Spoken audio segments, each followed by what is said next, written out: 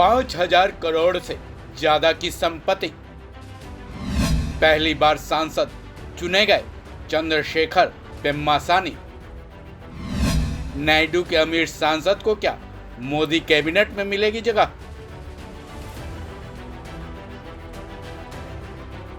लोकसभा चुनाव के रिजल्ट ने सबको चौंकाया, लेकिन टीडीपी यानी चंद्रबाबू नायडू के नवनिर्वाचित सांसद भी लोगों को बेहद चकित करते नजर आ रहे हैं।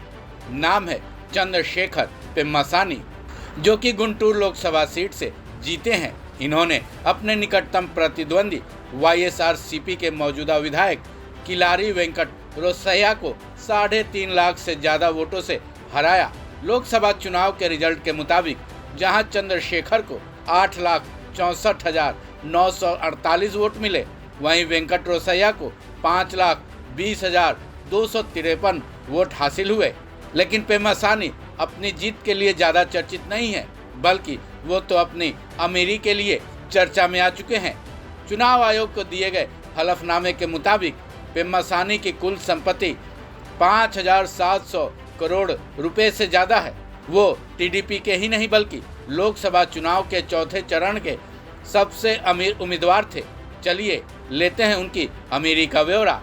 चंद्रशेखर पेम्मासानी ने जब अपना नामांकन कराया तो चुनावी हलफनामे में उन्होंने जो ब्यौरा दिया, उसने चुनाव कार्यालय के अधिकारियों तक को चौंका दिया था। आपने भी पेम्मासानी चंद्रशेखर की संपत्ति के बारे में सुना होगा तो चौंक ही गए होंगे। चलिए जानते हैं उनकी और उनके परिवार की पूरी संपत्ति के बारे में। चंद्रशेखर पेम्मासानी की अपनी संपत्ति 2,448.72 करोड़ रुपए है। वहीं उनकी पत्नी के पास 2,343.78 करोड़ रुपए हैं। जहां तक उनके बेटे की संपत्ति की बात है, उनके बेटे के पास 1,000 करोड़ रुपए की संपत्ति है।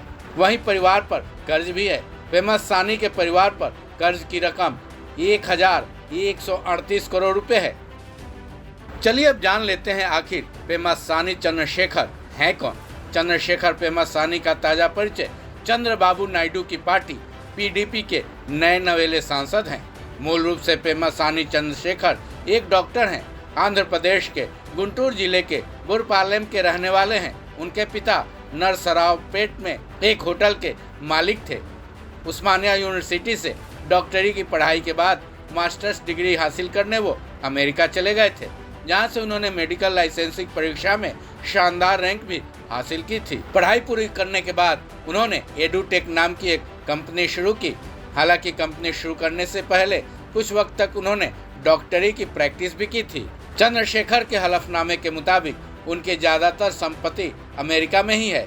2020-21 में अमेरिकी सरकार के सामने उन्होंने खुद अपने पास 643 करोड़ रुपए और पत्नी के पास 594 करोड़ रुपए होने का खुलासा किया था।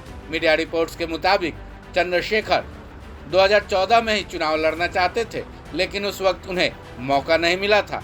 अब टीडीपी नेता और गुंटूर के सांसद गल्ला जयदेव की राजनीति छोड़ देने के बाद पेम्मासानी चंद्रशेखर को चुनाव लड़ने का मौका मिला और जीत भी हासिल हुई। अब ये देखना दिलचस्प होगा कि मोदी कैबिनेट में चंद्रशेखर पेम्मासानी को जगह मिलती है या नहीं। इस खबर में बस इतना ही। बाकी अपडेट्स के लिए जुड़े रहें वन इंडिया हिंदी के साथ।